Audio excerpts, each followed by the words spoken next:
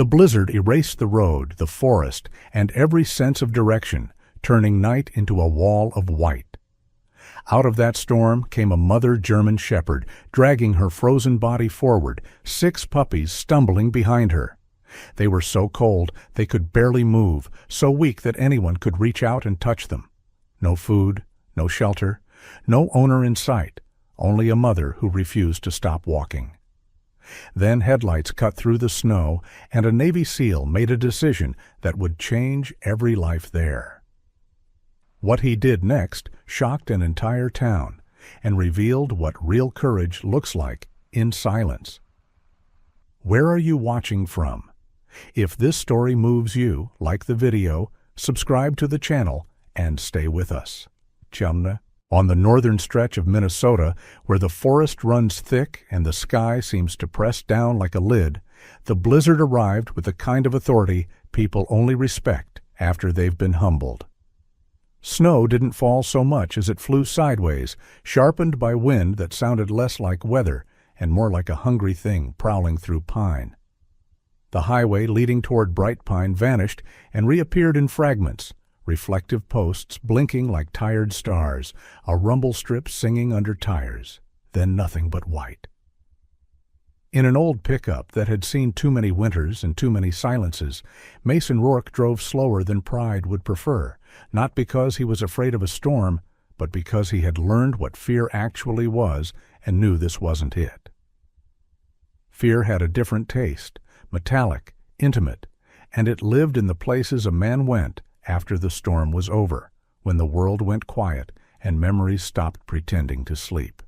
Mason was 40, built tall and broad at around 6'1", the kind of solid frame that looked like it belonged to someone who sat at a desk only on paper and kept discipline in his muscles the way other men kept it in their calendar. His face was clean-shaven by habit, a strong jaw and hard angles softened only by the tiredness behind his blue-gray eyes, eyes that held depth without advertising it. His hair was dark brown, cut in a neat undercut that always looked freshly kept, as if order on the outside could keep the inside from spilling. He wore his fixed, familiar gear even on a drive like this. Camouflage long-sleeve top and matching pants fitted close enough to say, trained, a dark red utility vest over the pattern, like a signal flare that refused to hide, a dark tactical belt with pouches and a holster-shaped case that could pass for tools to anyone who didn't understand the way men prepare when they no longer trust luck. High tan boots gripped the floor mat, and a heavy metal watch with a black face hugged his wrist like a promise. A small, thin scar on that wrist, barely there, caught the dashboard glow when he adjusted his grip, a souvenir from a life that had taught him consequences were often quiet. The patch reading U.S. Marines wasn't there to brag. It was there because the past didn't stop existing just because you came home. Mason kept his gaze forward, shoulders squared, jaw set, and his hand tightened and released on the wheel in a rhythm he didn't notice anymore. It was what he did when he felt too much and refused to show it. The heater pushed lukewarm breath into the cab. The wipers fought for relevance. He wasn't headed to a mission. He was headed to his cabin, to the kind of solitude that can look like peace from a distance and feel like punishment when you live inside it. The storm made the world simple. Only the next 10 feet mattered. Only the road existed. Only now. Sometimes Mason welcomed that. Sometimes simplicity was the closest thing he could call mercy. The blizzard had reduced everything else, phone reception, streetlights, choices, to a single white corridor. Then the headlights swept across something low and moving near the shoulder, a shape that wasn't a deer and wasn't a man. At first it looked like wind-tossed brush, a clump of life dragged along the snow's surface. Then it shifted again, and Mason's instincts, those old wordless alarms he hated and trusted, flared awake. He eased off the gas, the truck's nose dipping, tires whispering a warning over black ice. In the cone of light, a German shepherd came into focus, female by the narrower hips, and the way her body carried a certain protective tension even in exhaustion.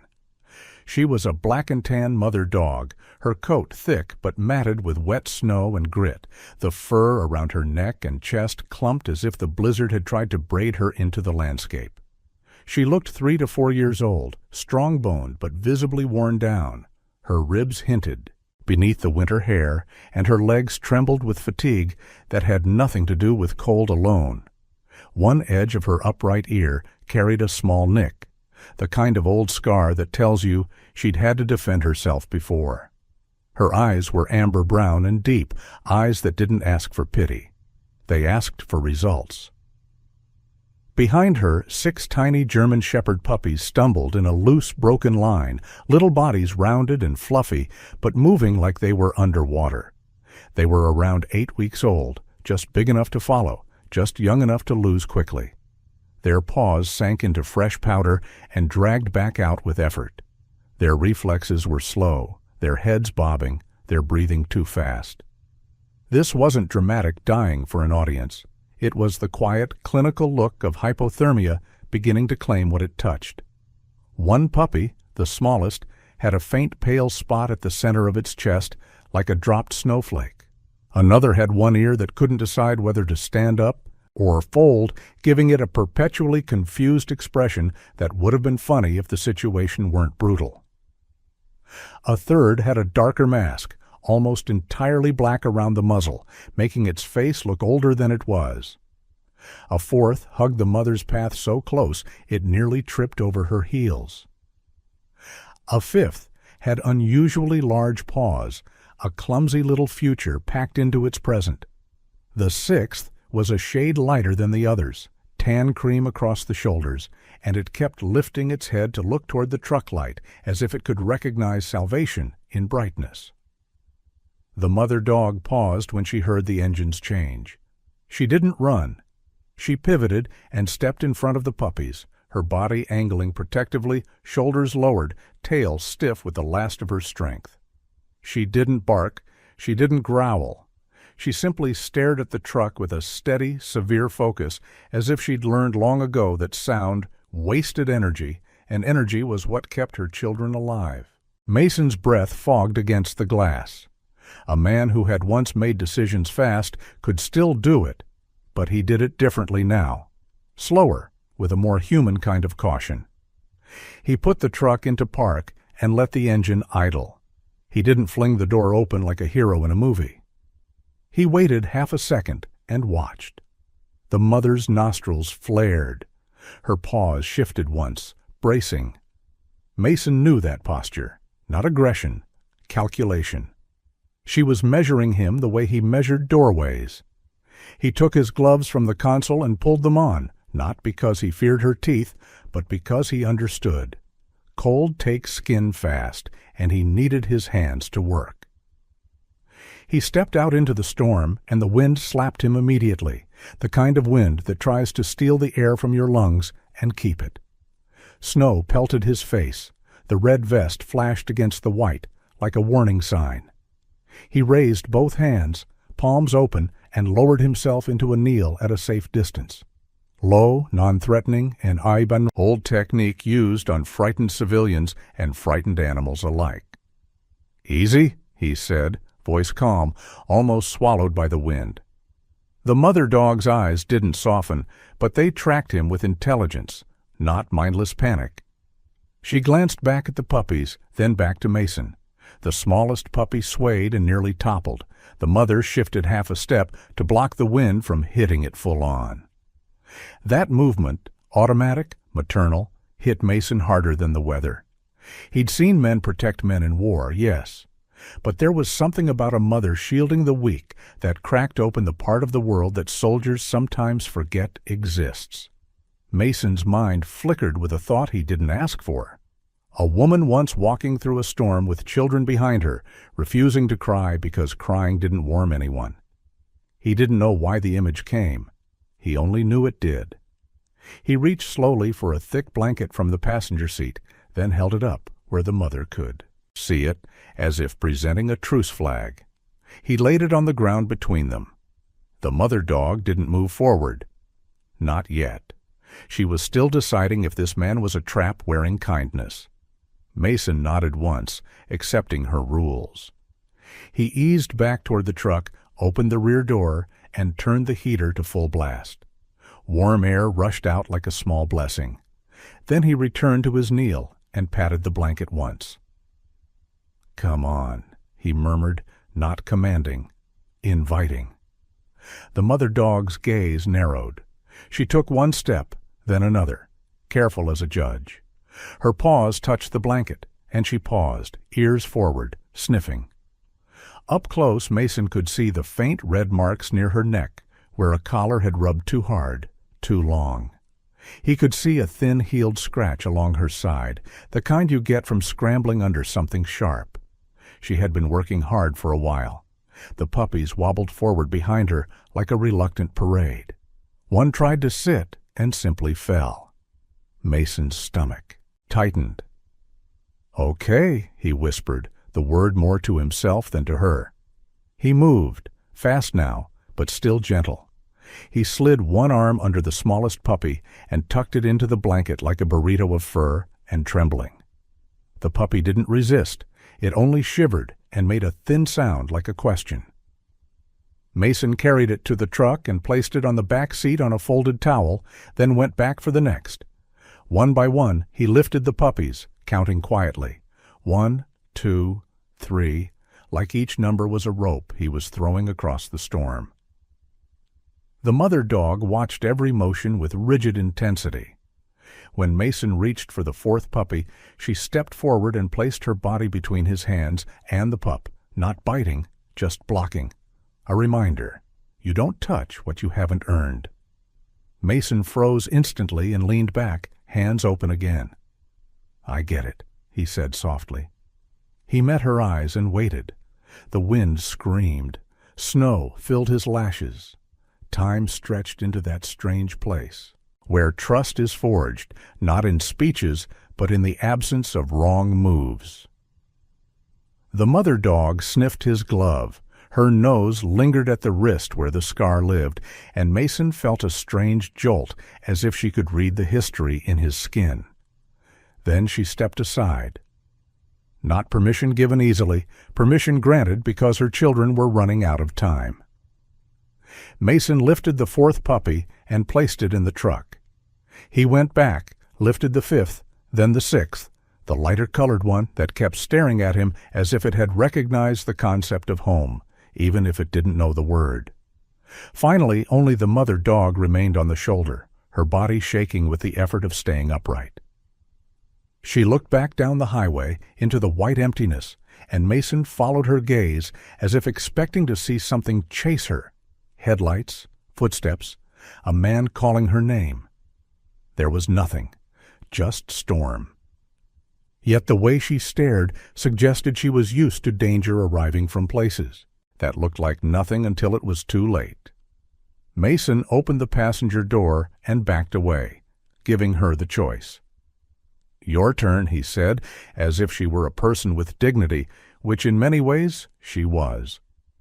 The mother dog jumped up in one fluid motion that did not match her exhaustion. Pure will, pure purpose.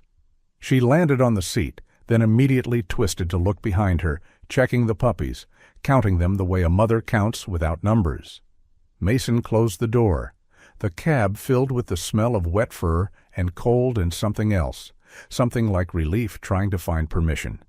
He climbed into the driver's seat, hands steady, heart not.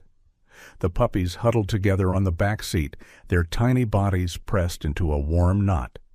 One began to lick another's ear, as if comfort could be manufactured by small gestures. The mother dog sat rigidly, facing forward, ears tracking the outside world. She kept herself between the puppies and the windows as best she could, a living barricade. Mason put the truck into gear and eased onto the road, careful not to fishtail. The storm still owned the highway, but now it had occupants who mattered. As he drove, something subtle happened, a shift so small he almost missed it. The mother dog's head turned, and she stared at the dashboard for a long beat, her eyes fixed, not on job. A single droplet of melted snow slid down the windshield and caught the passing light, forming a brief streak that looked uncannily like a thin line, lightning-shaped, before disappearing. Mason felt the hairs on his arms rise under his sleeves. He didn't believe in ghosts the way people in small towns did, not in the theatrical sense. But he believed in signs the way soldiers sometimes do, not as magic, but as the brain trying to keep you alive by noticing patterns. Still, the mother dog stared at the place the streak had been, and then, quietly, she pressed her nose to the cold glass and exhaled, leaving a foggy mark like a breath prayer. Mason swallowed. The rehook of the chapter arrived not with a gunshot or a scream, but with a question. Why did the dog look like she recognized something that wasn't there?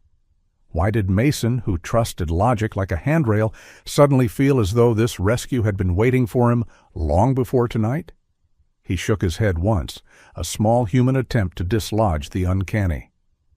"Get home," he told himself, voice low, almost amused at his own seriousness. "Just get everyone home." The truck turned off the highway and onto a narrower road where pines leaned in close, their branches heavy with snow like old men with burdens.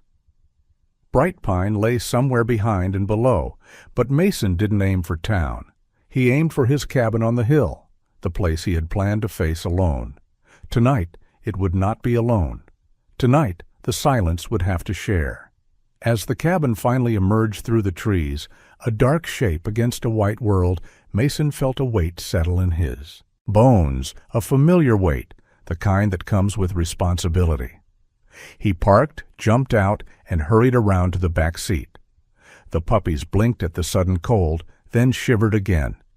He scooped them up in pairs, tucking them against his vest and jacket, carrying them inside like fragile contraband of life. The mother dog hesitated at the passenger door. Mason opened it wide and stepped back. "You're safe," he said, and realized how ridiculous and how necessary those words were.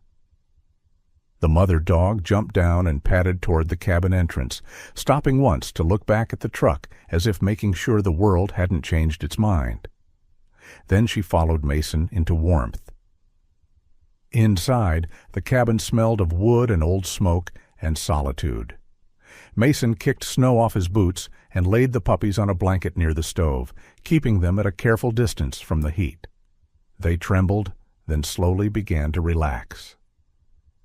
The mother dog remained standing, scanning corners, memorizing exits. When Mason reached for another blanket, she flinched, just slightly, then forced herself still.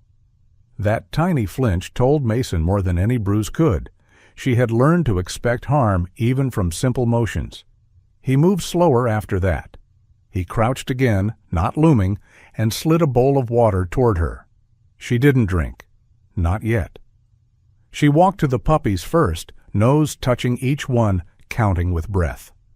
Only when she confirmed all 6 were there did she lower her head and take a few careful sips. Mason watched, chest tight, and felt something unfamiliar begin to push through the crust of his usual control. Something like tenderness, and behind it, an old grief that had been waiting for a place to go. The storm battered the windows as if angry at being denied. Mason fed the puppies small portions. He dried their paws with a towel. He checked their gums the way he'd seen medics check lips in the field. The lighter-colored pup tried to crawl into his boot and fell asleep, against leather like it had found a guardian too stubborn to leave. Mason let out a breath that almost sounded like a laugh. "Of course," he muttered, dry humor returning on instinct. "Make yourself at home." The mother dog watched him with eyes that didn't think easily. But when Mason stood to throw another log in the stove, she shifted her body, just a fraction, to place herself between him and the puppies as if mirroring his role. 2 protectors in a small room, each suspicious of the world, each unwilling to let the weak pay the price of other people's failures. Mason's phone buzzed once with a weak signal and then died again. The road outside was erased. The chapter ended where it had to end, not with a courtroom, not with a confrontation, but with a cabin becoming something it hadn't been in a long time, occupied, alive, and heavy with the beginning of a story. Mason sat on the floor near the stove, back against the couch, keeping his boots on because old. Habits don't fall off quickly. His eyes drifted to the mother dog. She finally lay down, close enough to the puppies to touch them, far enough from Mason to keep a boundary. Her ears stayed upright even in rest. As the wind howled and the pine trees creaked, Mason looked at the 6 small bodies rising and falling with breath, and at the mother dog who had walked them through a blizzard like a myth written in fur. He didn't know her name. He didn't know who had failed her. He only knew this. On a white road where the world tried to erase everything, a mother had refused to vanish, and a soldier had stopped long enough to let that refusal change his life. The cabin sat on the shoulder of the hill like a patient animal, low and solid, its timbers darkened by years of weather and restraint. Mason had built it to endure winters, not comfort, and yet that night it was asked to become something else entirely. He moved through the single-room space with deliberate care, boots still on, jacket unzipped but not removed, as if shedding layers too quickly might tempt the cold to rush back in. The wood stove was already awake, flames low and steady, and Mason fed it in small increments, watching the thermometer climb by degrees. Shock was as dangerous as neglect. He had learned that lesson the hard way, in places where rushing to help could do more harm than waiting 10 seconds longer. He laid thick blankets on the floor at a measured distance from the stove and placed the puppies there one by one, arranging them so no single body bore the brunt of the heat. Their tiny chests fluttered like moth wings at first, breaths shallow and uneven. Mason knelt close, one gloved hand hovering just above them, not touching yet, reading signs the way a medic reads a face. Pale gums, sluggish reflexes, cold-soaked fatigue that went deeper than muscle. He poured warm water into a shallow bowl and dipped his fingers, letting a few drops fall onto each puppy's tongue rather than forcing them to drink. The smallest one, marked by that faint pale patch on its chest, made a thin sound, halfway between a whine and a question, then swallowed. Mason exhaled, slow and careful, as if his breath might set the rhythm for theirs. The mother dog remained standing. She had followed Mason inside without hesitation once the puppies were secure, but now she positioned herself like a sentry, body angled between the blankets and the room, amber eyes tracking every movement. Up close, the toll on her frame was clearer. Hip bones sharp beneath winter fur, shoulders roped with muscle that had been burning reserves for too long. She was young enough to still carry strength, old enough to know exactly how fragile it could be. Her ears never stopped moving, triangulating sounds, the stove popping, the wind clawing at the walls, Mason's quiet footsteps. When he rose to fetch another blanket, she stiffened, one paw lifting off the floor, ready to intercept. Mason noticed and slowed, lowering himself back into a crouch before continuing. He met her gaze and inclined his head slightly, a wordless acknowledgment of her authority. "Okay," he murmured, voice low, steady. "Your call." It was the kind of tone he once used with frightened civilians in half-lit rooms overseas, the kind that didn't promise miracles, only competence. The mother dog held his stare for a long moment, then set her paw down and remained still. Mason finished spreading the blanket and stepped back. He waited until she chose to move closer to the puppies before he reached for anything else. He mixed soft food with warm water, stirring it until it formed a thin slurry, and offered it first to her, sliding the bowl along the floor so his hands never crossed her line.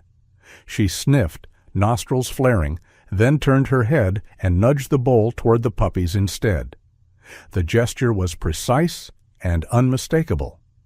Mason swallowed, throat tight. He adjusted the bowl's position and watched as she supervised, allowing each puppy a few licks before gently nosing it aside to make room for the next. Only after all 6 had tasted food did she lower her own head and eat, fast but controlled, as if even nourishment was something that had to be rationed carefully. Time passed in small increments. The storm battered the cabin without mercy, wind pressing against the walls until the old wood creaked like a body, settling into an uncomfortable chair. Mason stayed on the floor, back against the couch, monitoring temperatures, offering water, adjusting blankets. He didn't think about sleep. He didn't think about tomorrow. He thought about hands steady, fire, breathing evenly, and the quiet miracle of warmth returning to small lives. When the puppies finally began to sleep, not collapse, but sleep, muscles loosening, breaths deepening, the mother dog allowed herself to sit. It was a cautious sit, weight still forward, but it was a change. She circled once, twice, then lay down close enough that her flank brushed the edge of the blanket pile. One of the puppies instinctively rolled until its back pressed against her belly. She stilled, then lowered her head, resting her chin on the floor, eyes half-lidded, but alert. Mason watched the moment with something like reverence.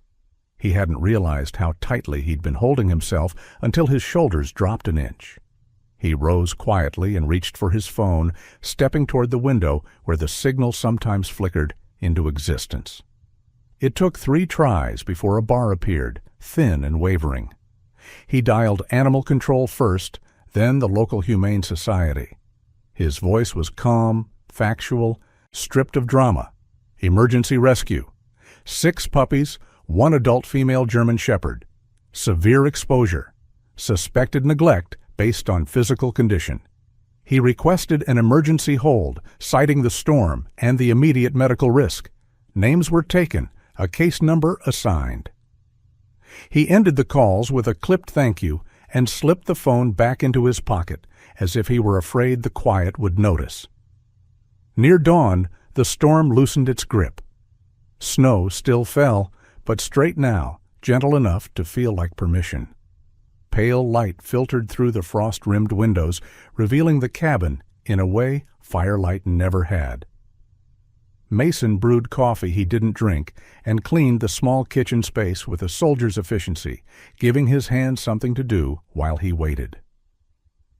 The mother dog lifted her head when he moved, eyes tracking him, but she didn't rise. Trust was beginning to take shape, not as affection, but as tolerance earned through consistency. A knock came at the door just after. Sunrise. Mason was there before the sound finished echoing, hand instinctively brushing the edge of his vest before he remembered where he was. He opened the door to reveal a woman standing in the cold, snow dusting the shoulders of her parka.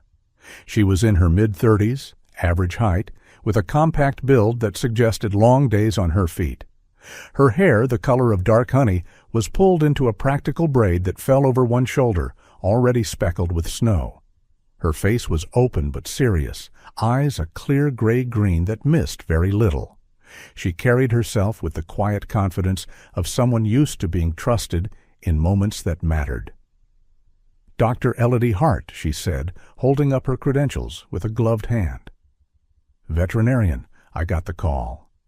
Mason stepped aside immediately, gesturing her in. "They're in here," he said, voice low. "Mother's protective."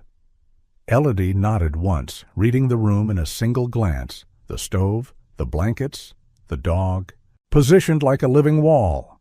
She crouched slowly, movements economical, respectful. "You did this right," she said softly, not as praise but as confirmation. "We'll keep it that way." The examination was methodical and calm. Elodie weighed the puppies, checked hydration, listened to hearts that fluttered but held. She spoke gently, explaining each step aloud, not only for Mason's benefit, but, Mason suspected, for the mother dog's. When she reached for the smallest puppy, the mother tensed, muscles coiling. Elodie paused instantly, hands still. She met the dog's eyes, voice steady. "I know," she murmured. "I'll be quick." The mother dog watched, unblinking, but she allowed it. Elodie's findings were delivered without theatrics. Underweight, dehydrated, signs of prolonged food scarcity. "This didn't happen overnight," she said quietly, straightening. "Someone stopped taking care of them long before the storm." Mason nodded. He didn't need the EI words spoken aloud to understand it. As Elodie packed up her kit, the mother dog did something unexpected. She rose, walked past the puppies, and approached Mason. She stopped an arm's length away, studying his face with an intensity that made his breath catch.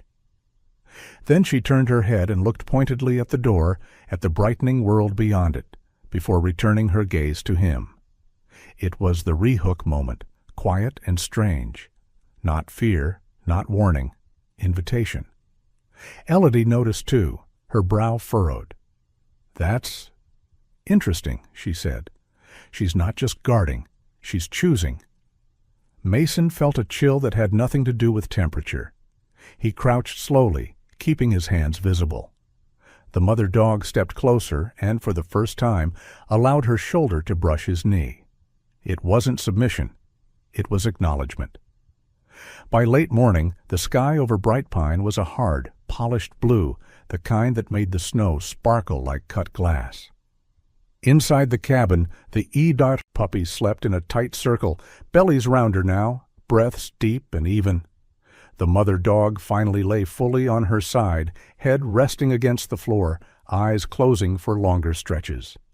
Mason sat nearby, coffee gone cold, watching the rise and fall of 7 chests and thinking about holds and case numbers and what came next. Outside, the storm's silence felt almost loud. Inside, the fire breathed steadily, and for the first time since he'd built the cabin, Mason felt like it was doing more than keeping the cold out. It was keeping something alive long enough to matter. Bright Pine woke up clean after the storm, the kind of clean that felt almost dishonest. Snowbanks caught the sun and threw it back in sharp fragments. Rooftops steamed faintly as if the town itself were exhaling after holding its breath. Mason noticed how quickly normalcy tried to reclaim its place. Trucks rolled again. The diner opened. Someone laughed too loudly outside the hardware store. And somewhere between the second cup of coffee poured and the first rumor whispered, the story of the dogs began to move. It started the way all small-town truths start, sideways. A comment at the post office, a pause in conversation at the feed store, someone mentioning carefully that a man had been asking around about his dogs. Mason heard it first from a voicemail left by the Humane Society caseworker, her tone neutral but alert. "Just so you know," she said, "a Mr. Gordon Price has been inquiring. Claims the dogs were taken during the storm. Says he's worried sick." Gordon? Price arrived in Bright Pine the way he lived, loud enough to be noticed, soft enough to slide past consequence. Mason saw him for the first time from the parking lot of the grocery store, a man in his mid-40s with a build that had once been sturdy and had since gone slack around the edges. He was average height, shoulders slumped forward as if perpetually apologizing to the air, his brown hair thinning at the crown and combed carefully to disguise it. Stubble darkened his jaw, uneven and neglected, and his eyes, light hazel, watery, flicked too quickly from face to face. He wore a heavy coat that smelled faintly of old smoke and something sharper beneath it, a scent that lingered even in the cold. Gordon's voice carried well. He used it like a tool, rounding the edges of words until they sounded gentler than they were. "Just trying to get my family back," Mason heard him say to no one in particular. Storm spooked them. They must have wandered. Mason didn't. "Approach him." Not yet. He watched from a distance, cataloging details the way he always did when something felt off. Gordon's hand shook when he reached for his wallet. His smile appeared and disappeared too quickly, like a practiced expression that had forgotten its timing. When someone asked what kind of dogs he'd lost, Gordon hesitated half a beat too long before answering. Shepherds, he said. Good dogs. Loyal. He didn't mention the puppies unless prompted. Back at the cabin, Mason continued doing what he'd done since the rescue. Steady care, consistent routines, documentation. He took photographs of the puppies as they ate, slept, gained strength. He logged weights and feeding times the way he once logged patrol hours. Dr. Elodie Hart stopped by again to check hydration and adjust feeding amounts, her presence calm and unhurried. She didn't ask about Gordon directly. She didn't need to. Patterns tell their own stories, she said once, kneeling beside. The blankets. You just have to let them finish speaking. Juniper, Mason had kept the name after it surfaced unbidden in his mind, grew stronger by the day. Her coat began to regain its sheen, black deepening, tan brightening along her legs and chest. She moved through the cabin with purpose now, less rigid, but no less aware, eyes always checking doors, windows, Mason. She allowed him closer than before, tolerated his presence among the puppies, even accepted a brief touch along her shoulder when he moved slowly enough. But certain things still set her on edge. The clink of glass, the sharp tang of alcohol carried on the wind when Mason opened the door. At those moments, her body changed instantly. Ears pinned, muscles tight, a low vibration in her chest that never quite became a growl. Mason noticed. He wrote it down. He drove into town that afternoon with a list in his head and a camera on the passenger seat. He didn't confront Gordon at the bar where he was reportedly holding court. He went instead to the places that remembered better than people did. The veterinary clinic where Gordon had once brought Juniper for shots. Years ago, records sparse and outdated. The feed store where the clerk, a middle-aged woman with silver hair, pulled into a no-nonsense bun, frowned when Mason asked about dog food purchases. Not lately, she said. Not in months. She crossed her arms. Hard to feed 7 dogs without food. Mason photographed the property where Gordon claimed the dogs lived. A small, sagging structure at the edge of town, snow piled high against a door that hadn't been opened in a while. Inside, the air was stale and cold, the floor scattered with empty bottles and a single rusted bowl frozen solid to the ground. A length of frayed chain lay coiled in a corner, links worn thin from use. Mason didn't touch anything he didn't have to. He documented. He stepped back. He let the evidence speak. The rehook came that evening, quiet and unsettling. Mason returned to the cabin with a bag of supplies and found Juniper standing rigid by the door, nose lifted, eyes fixed on the trees beyond the clearing. The puppies stirred, uneasy. Mason paused, listening. He smelled it then, a trace of alcohol on the cold air, faint but unmistakable. Juniper's body trembled, not with fear, but with memory. She turned and pressed herself briefly against Mason's leg, not hiding, not seeking comfort, but signaling. Someone was coming. Headlights cut through the trees minutes later. A truck pulled into the clearing, tires crunching over packed snow. Gordon Price stepped out holding a bag of dog food, like a peace offering, his smile already in place. "There you are," he called, voice warm. "Been worried sick about them." Mason met him on the porch, posture relaxed but immovable. He didn't invite Gordon inside. He didn't need to. "This case is under investigation," Mason said evenly. "Animal control and the Humane Society are involved. Any communication goes through them." Gordon's smile faltered, just a crack. He glanced past Mason toward the cabin interior. Juniper appeared in the doorway behind Mason, her presence silent but commanding. The moment her eyes locked on Gordon, her reaction was immediate and visceral. She froze, then let out a sharp, involuntary sound, half warning, half protest, that echoed off the cabin walls. Gordon stiffened. The bag of food rustled in his grip. "Easy, girl," he said, forcing a chuckle. "She remembers me." Juniper stepped forward, placing herself squarely between Mason and the interior, her gaze unwavering. Her lip lifted just enough to show teeth, not in threat, but in declaration.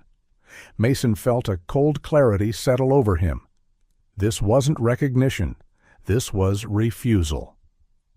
"I'm going to ask you to leave," Mason said. His voice didn't rise. It didn't need to. "Any attempt to retrieve the animals will be handled legally." Gordon's eyes flicked to the trees, to the road, calculating. The practiced sorrow returned to his face. "I just wanted to make things right," he said softly. "Brought food. Thought I'd show good faith." "Good faith doesn't arrive this late," Mason replied. For a long moment, no one moved. Then Gordon set the bag down slowly, backing away a step at a time. His smile had become something brittle, a mask cracking under pressure. "This isn't over," he muttered, more to himself than anyone else. He turned, climbed back into his truck, and drove away, snow spraying behind him like an accusation. Inside the cabin, the puppies whimpered until Juniper returned to them, her body easing only when she lay down among their small, warm forms. Mason closed the door and locked it, not out of fear, but out of principle. He sat on the floor nearby, notebook open, pen steady. He wrote down what he'd seen, what he'd smelled, what Juniper had done without being taught. By nightfall, the case file was thickening. By morning, it would be stronger. The chapter ended where it had to, not with confrontation, not with resolution, but with lines drawn clearly and quietly. Mason stood at the window, watching the last of Gordon's tracks disappear under fresh snowfall, and understood something with calm certainty. Some truths didn't need to be spoken aloud to be undeniable. They only needed to be protected long enough to reach the light. The days that followed arrived wrapped in cold sunlight, the kind that sharpened edges instead of softening them. Bright pine looked almost gentle under a sky scrubbed clean, blue stretched tight like glass. Snow didn't melt so much as retreat, pulling back into shaded corners and tree roots, leaving the land crisp and exposed. At the cabin, Mason kept his routines intact. Fire fed slowly. Doors checked twice. Cameras tested and angled with quiet precision. The puppies grew louder, stronger, their small bodies beginning to argue with one another over space and attention. Juniper watched them all with a composure that bordered on regal, her movements economical, her eyes never idle. It was on the third clear morning that Gordon Price returned, not alone this time. Mason saw the vehicles crest the rise before the engines reached him, a county SUV and the familiar battered truck that carried Gordon's impatience like a smell. Mason stepped out onto the porch as they pulled in, posture easy, hands visible. He wore the same gear as always, camouflage beneath the dark red vest, boots planted square. He did not advance. Deputy Rowan Klein exited the county vehicle first. He was in his early 40s, tall and lean, with a long face and the kind of calm that comes from years of being the person who arrives when things are already going wrong. His brown hair was cropped close, flecked with premature gray at the temples, and his eyes, clear, assessing, took in the scene without comment. His uniform fit well but bore the signs of constant wear, creases softened by habit. Rowan moved with deliberation, not authority for its own sake, but procedure.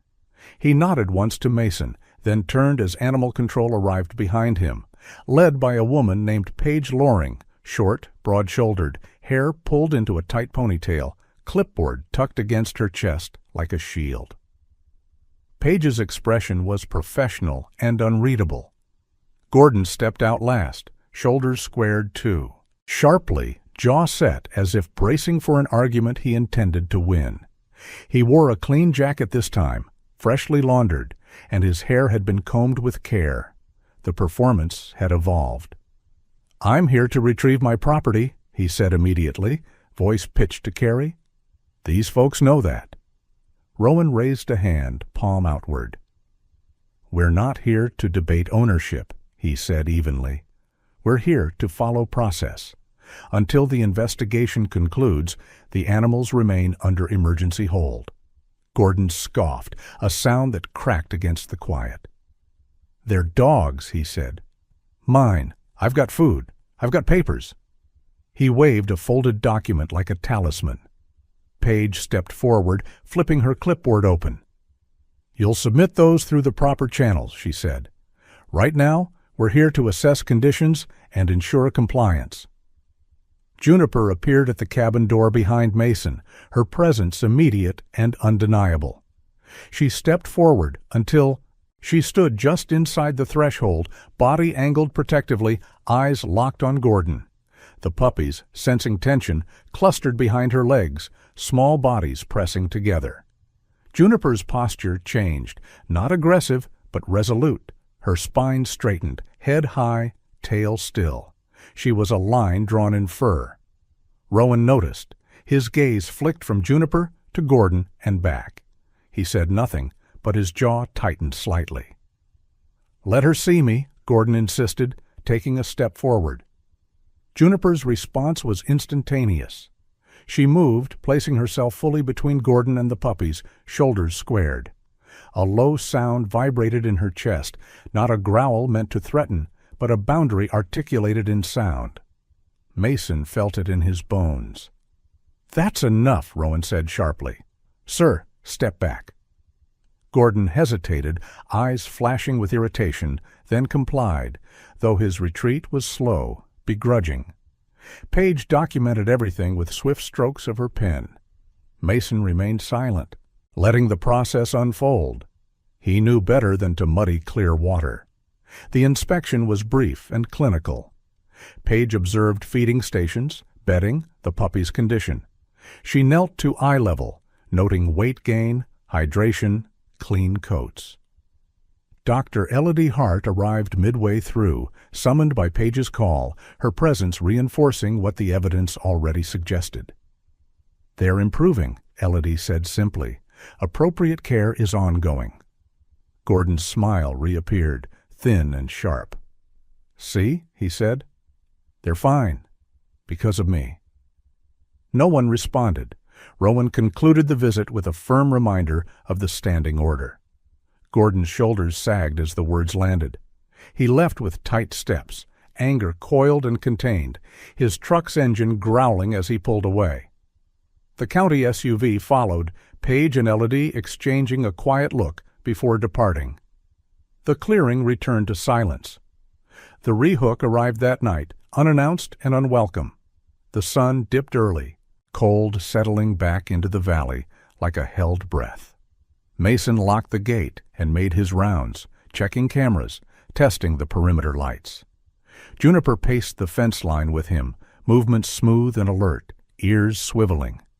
The puppies tumbled in the snow near the porch, their clumsy joy briefly winning over caution. Near midnight, the cameras chimed softly inside the cabin. Motion detected at the far edge of the property.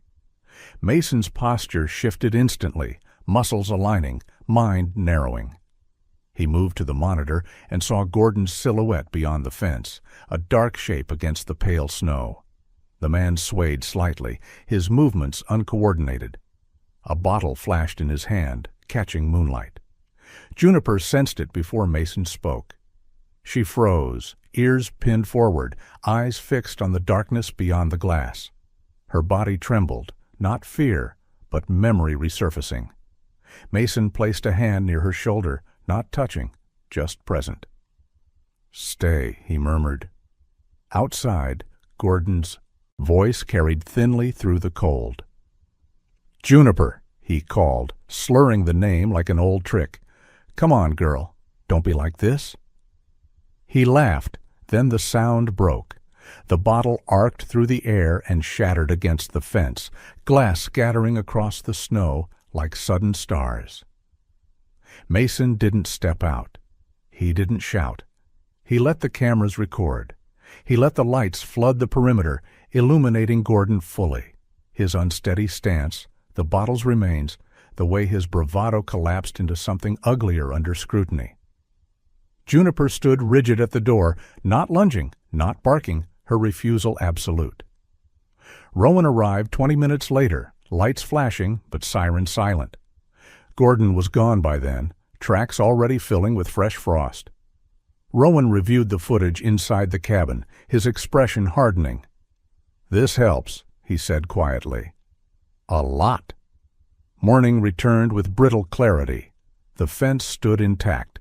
The line held. Mason repaired the damaged section. Without ceremony, his movements efficient, controlled. Juniper watched from the porch, Puppies asleep in a sunlit heap behind her. When Mason finished, she approached and sat beside him, close enough that their shoulders nearly touched.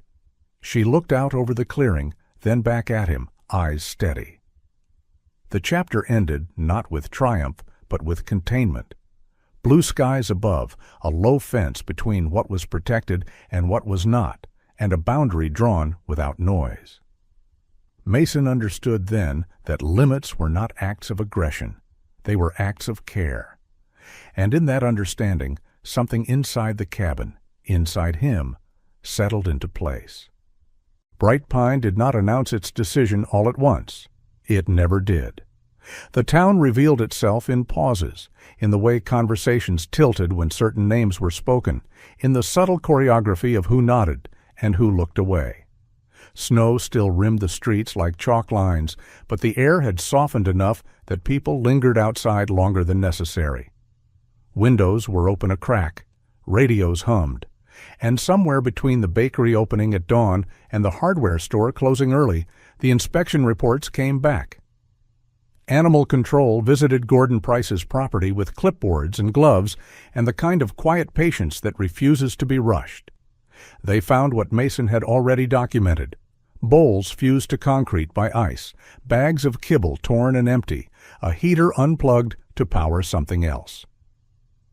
The conclusion was not dramatic. It didn't need to be.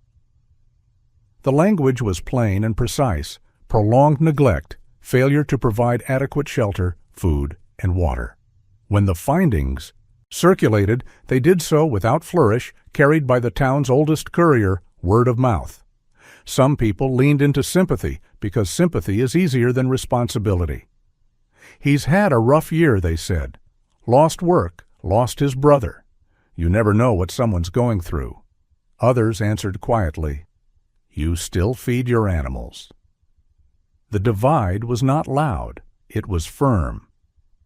At the bakery on Main, the bell chimed and chimed as people came and went, boots knocking snow loose from the mats. Mabel Sloan stood behind the counter with her sleeves rolled to the elbow, forearms dusted with flour. She was in her late 60s, short and sturdy, with silver hair pinned into a bun that never quite stayed put. Her face was round and weathered, eyes kind but unflinching. Mabel had baked for Bright Pine for 4 decades. She had fed weddings and funerals, graduations and losses. She listened more than she spoke, and when she did speak, people remembered it. A customer murmured something about pity, about how Gordon meant well. Mabel slid a loaf across the counter, wiped her hands, and said simply, "Hard times don't give you permission to be cruel." The sentence landed like a weight set, gently down. No one argued with Mabel. They paid and left, carrying more than bread with them. At the cabin, healing continued in small, practical ways. Mason built a low gate inside the main room, sectioning off a corner where the puppies could retreat without being startled. He padded the space with old quilts and layered straw beneath, creating warmth without confinement. He anchored a crate open on one side, not as a cage, but as a den, and let the puppies discover it on their own terms. They did, one by one, crawling in and out, testing the idea of safety as if it were a new language. Juniper watched everything. Her body had changed again, not in size, but in tension. The line of her back softened. Her ears still tracked every sound, but they no longer, pinned flat at the creak of the floor. She lay down more often now, stretching out fully, allowing sleep to take her for longer stretches. When the puppies nursed and then wandered off to play, she let them go, lifting her head only to count and recount. Motherhood, Mason realized, was learning when to hold and when to release without losing vigilance. The puppies found their voices. They argued over toys, tripped over their own paws, chased shadows that startled them into laughter like yips. Their nails tapped out a rhythm on the wood floor, 6 small beats that filled the cabin with a sound Mason hadn't known he missed. He named none of them yet. He believed names mattered, and timing did too. The rehook arrived midway through the week, disguised as an ordinary moment. Mason was sanding a board on the porch when Juniper rose abruptly from her spot inside and pressed her nose to the glass. Her ears went forward, her posture alert but not alarmed. Mason paused, listening. The clearing was quiet. No engines, no voices. Then Juniper did something unexpected. She walked to the low fence, sat, and looked straight at the road, then back at Mason, then back at the road again. She did it twice, deliberate as a signal. Minutes later, a county vehicle crested the hill. Deputy Rowan Klein stepped out, hands in his jacket pockets, posture loose.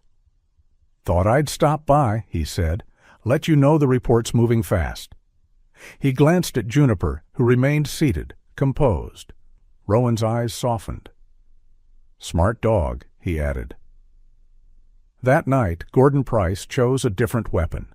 Words. He posted photographs from years ago, Juniper younger, glossy-coated, sitting obediently by his knee. He wrote captions heavy with grievance and light on truth. He spoke of theft, of betrayal, of a man hiding behind paperwork. The posts traveled quickly, collecting comments like burrs. Mason did not respond. He forwarded everything to the caseworker and to Rowan. He trusted. Gravity. Gravity did its work. Screenshots surfaced of Gordon asking neighbors for food for himself, but not mentioning the dogs. Old messages appeared, requests for rides to the liquor store during storms. The footage from the fence circulated quietly among officials, then leaked without ceremony. The bottle shattering against wire, the slurred voice calling a name that was no longer his to use. The town's attention shifted. Words lost their footing. On Saturday, the community hall hosted a fundraiser for the volunteer fire department. Mason attended at the edge of the room, hands wrapped around a paper cup, listening. People approached him cautiously at first, then with more confidence. They didn't ask for details. They offered help. A bag of chew toys left anonymously on his porch. A note taped to the gate. "You're doing the right thing." Mason read it twice and tucked it into his pocket like a talisman he hadn't earned but would carry anyway. At home, Juniper stood watch as the puppies slept, their bodies rising and falling in a loose constellation. Mason knelt to adjust a blanket and caught Juniper's eye. She held his gaze, steady and unafraid, then lowered her head to rest on her paws. It wasn't gratitude, it was agreement. The chapter closed on a quiet certainty. Bright Pine hadn't shouted its choice, but it had made it. Compassion sharpened by accountability. Care enforced by limits. Mason sat at the table, evidence neatly organized, while the puppies dreamed and Juniper kept count. Outside, the sky deepened to indigo, and the town settled into the knowledge that sides, once chosen, are not easily abandoned. The hearing took place in a room that had learned how to hold quiet. The courthouse in Bright Pine was older than most of the arguments that passed through it, its wood worn smooth by hands that had waited and worried and hoped. Sunlight filtered through tall windows and settled in pale rectangles on the floor, bright enough to reveal dust motes drifting like undecided thoughts. Mason arrived early and took a seat on the back bench, posture upright, hands resting loosely on his knees. He wore no uniform beyond his own restraint. Clean-shaven, hair cut neat as always, shoulders squared without tension, he looked like a man who had made peace with standing still. When he breathed, it was slow. When he looked ahead, his blue-gray eyes carried neither anger nor triumph, only readiness. Juniper did not come inside. By rule and by sense, she waited outside with the puppies, under the care of a volunteer from Animal Control. Mason had felt her reluctance at the courthouse steps, the way her body tightened when the doors swallowed him.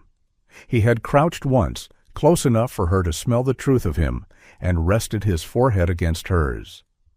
"I'll be right back," he'd murmured, a promise measured not by words, but by return.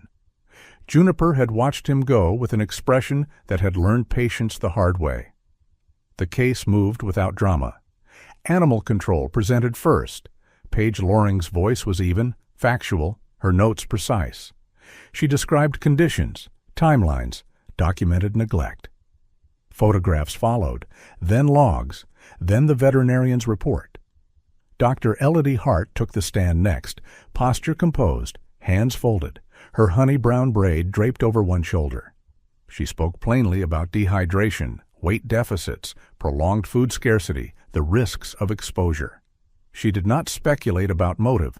She did not soften language. Her testimony carried the steady authority of someone who had learned that clarity can be its own kindness. Deputy Rowan Klein spoke briefly after.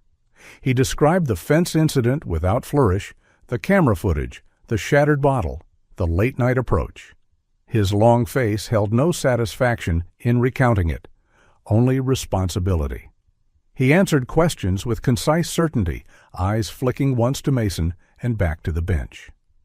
Gordon Price sat at the opposite table, shoulders hunched, hands clasped too tightly. In the bright courtroom light, he looked smaller than Mason remembered. Mid-40s, thinning hair combed carefully, stubble shadowing a jaw that had forgotten how to hold resolve. When he spoke, his voice wavered between apology and defense, as if he couldn't decide which would buy more mercy. He talked about poverty, about grief, about addiction that crept in when sleep refused to come. He talked about meaning well. He did not talk about bowls frozen to floors or chains worn thin. When the judge asked whether he had sought help, Gordon hesitated, then nodded too late. The room listened without judgment and without indulgence. Judge Clara Whitmore presided from the bench with a stillness that commanded attention. She was in her early 60s, tall, silver hair pinned into a tidy bun, glasses perched low on a nose that had learned how to see through noise. Her face carried lines earned from decades of decisions that did not always leave winners, only consequences. She listened with her chin lifted slightly, hands folded, eyes moving from witness to paper and back again. When she spoke, it was to ask questions that clarified rather than cornered. She asked Gordon about timelines. She asked Elodie about prognosis. She asked Paige about procedure. She asked Mason nothing at all. The rehook came not from a raised voice or a legal twist, but from a pause. Judge Whitmore leaned back, fingers steepled, gaze unfocused for a breath as if she were listening to something beyond the room. Mason felt the hush settle deeper, a pressure that pulled attention inward. He thought, absurdly, of Juniper outside counting breaths. He thought of the puppies learning how to sleep without shivering. He did not look toward Gordon. He kept his eyes on the grain of the bench, trusting the process he had chosen. Judge Whitmore leaned forward again. "This court recognizes hardship," she said, voice level. "It does not excuse cruelty. Intent does not outweigh impact." She outlined the ruling in language as plain as winter: permanent revocation of ownership and breeding rights, a no-contact order with the animals, mandatory enrollment in a rehabilitation program, community service hours with a certified animal welfare organization, supervised and reviewed. Gordon's shoulders slumped as the words found him. There was no condemnation in her tone, only boundary.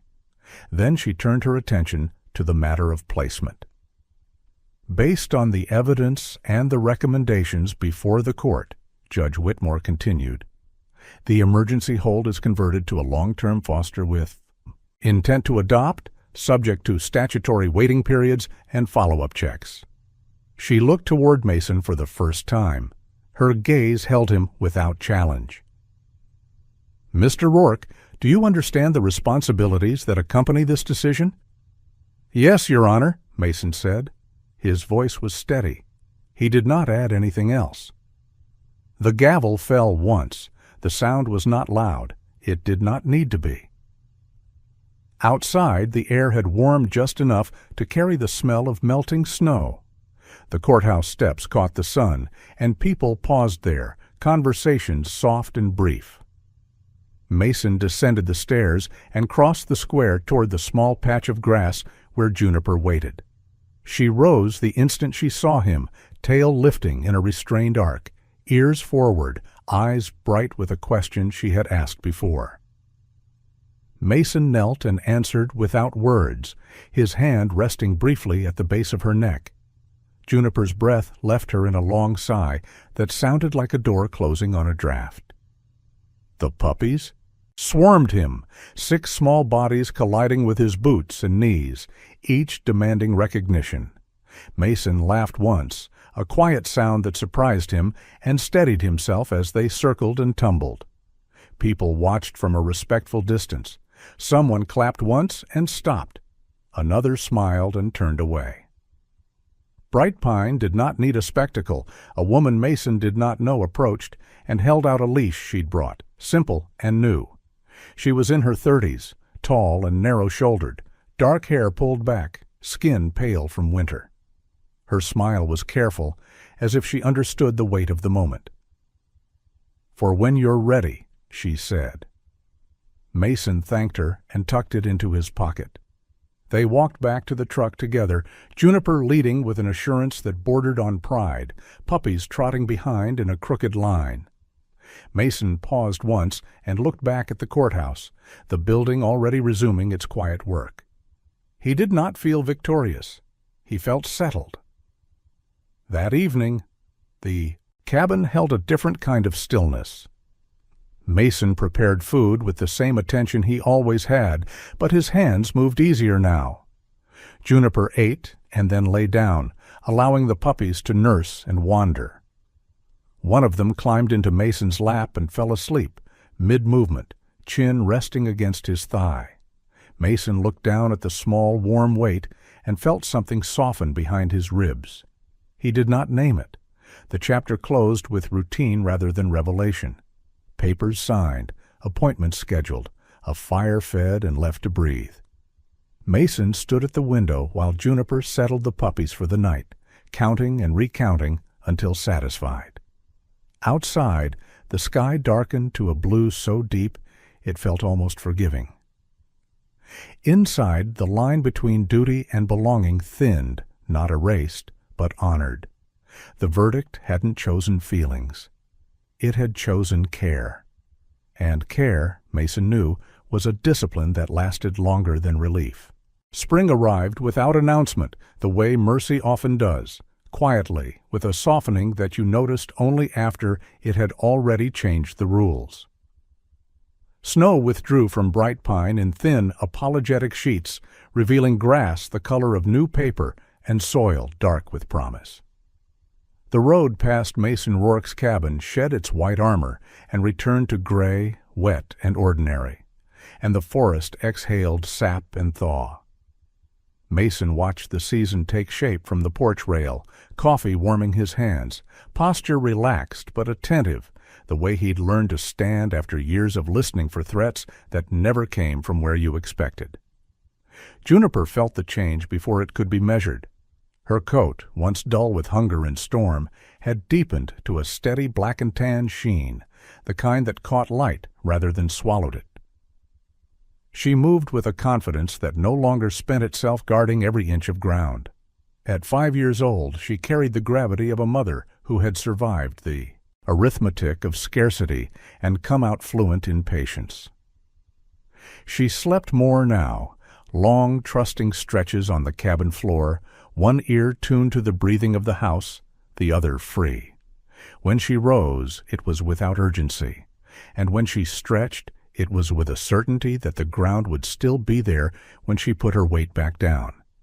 The puppies, 6 small lives that had learned the difference between cold and kindness, were no longer small.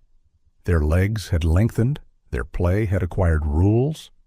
They argued with gravity, tested thresholds, and discovered the joy of sprinting toward nothing in particular. Mason had named none of them. He'd learned, gently and early, that names are promises you should only make when you intend to keep them. Instead, he marked them by habits: the one who slept on shoes, the one who fetched leaves as if they were medals, the one who sat at Juniper's shoulder and watched the world like a sentry too young to be tired. Bright Pine took notice. Not all at once. This was a town that preferred consensus to declarations, but in ways that added up.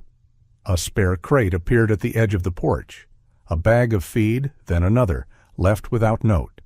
The hardware store owner, a square-shouldered man with hands permanently dusted with rust, stopped by with wire mesh and stayed to ask questions he pretended were about fence height. Mason answered what he could, kept the rest to himself. He did not preach. He made space.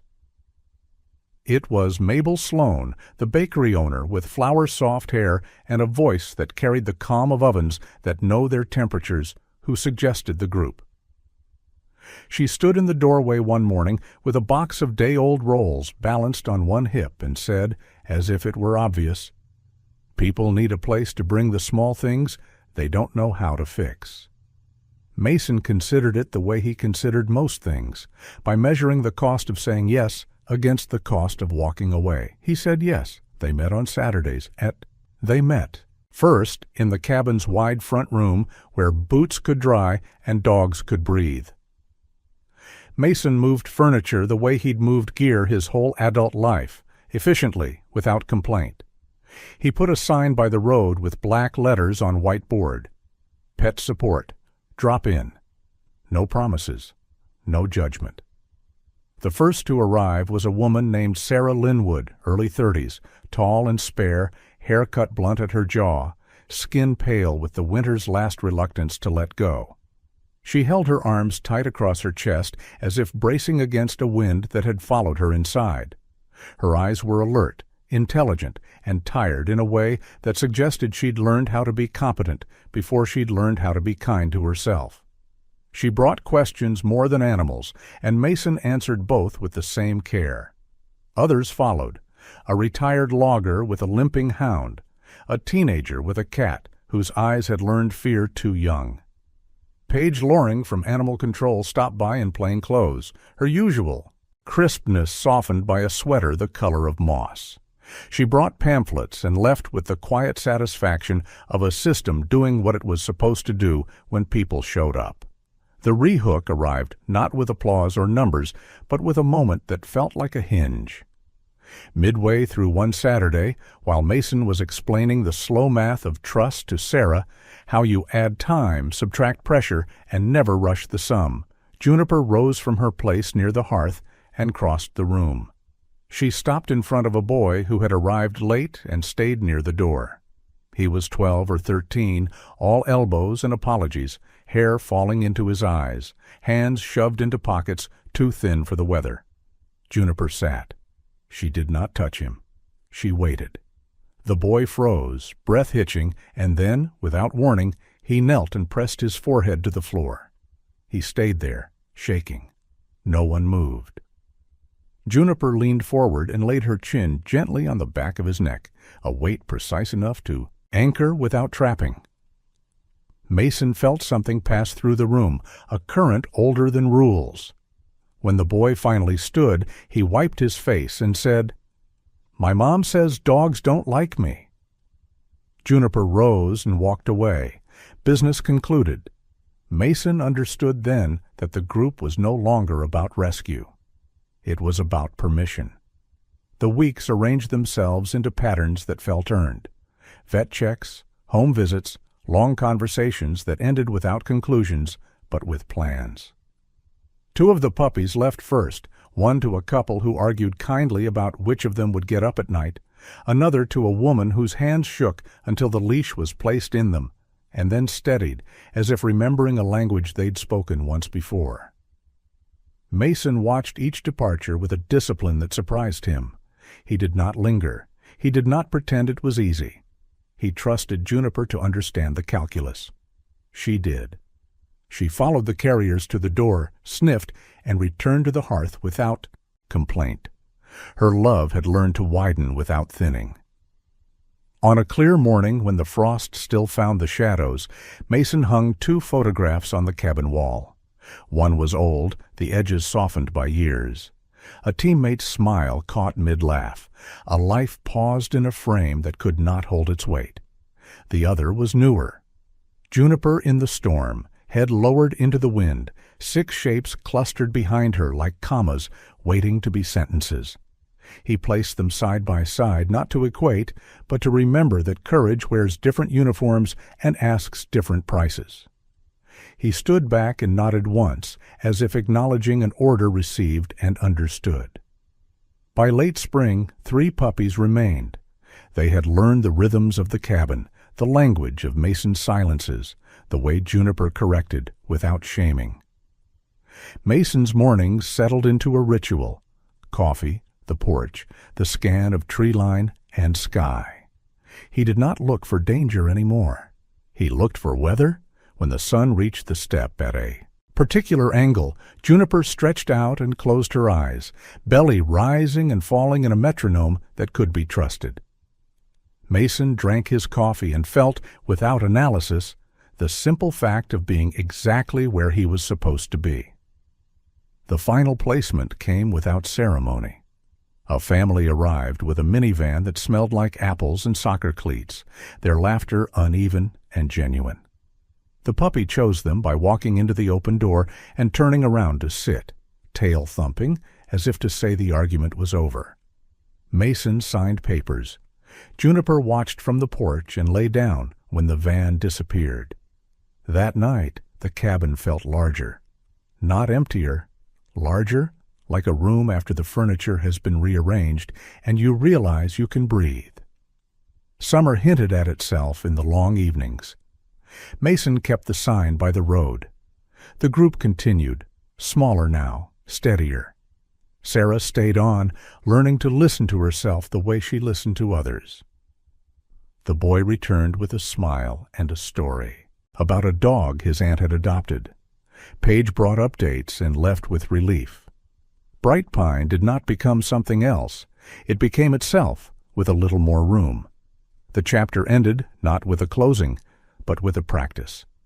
Juniper lay in the sun, fully at rest. Mason leaned against the doorframe, coffee cooling, thoughts unarmed. The white road that had once demanded a decision now wore green at its edges. The 6 sets of small tracks were gone from the snow, but their weight had found a better place to settle. Some miracles do not arrive with thunder. They arrive when a mother walks first into a storm, and a man knows when to stop his truck. Some people think miracles arrive with thunder, with bright signs in the sky, or a voice that splits the night. But often, God sends them in the simplest forms. A mother who keeps walking when the wind says, "Give up," a man who knows when to stop, and a warm place that becomes holy simply because love was practiced there. In everyday life, the storms may not be made of snow. They may be bills, loneliness, grief, or the quiet fear that no one sees. And still, the same truth holds. God does not waste pain. He places help on the road at the right time, and He teaches hearts to soften without breaking. If this story reminded you that you are not meant to carry everything alone, share it with someone who needs warmth today. Leave a comment and tell us which moment touched you most, or where you are watching from, because your words might be the light for another person's long night. And if you want more stories of hope, courage, and second chances, subscribe to the channel and stay with us. May God bless you, keep you steady through every season, and guide you gently toward the miracles that often look like ordinary love. Amen.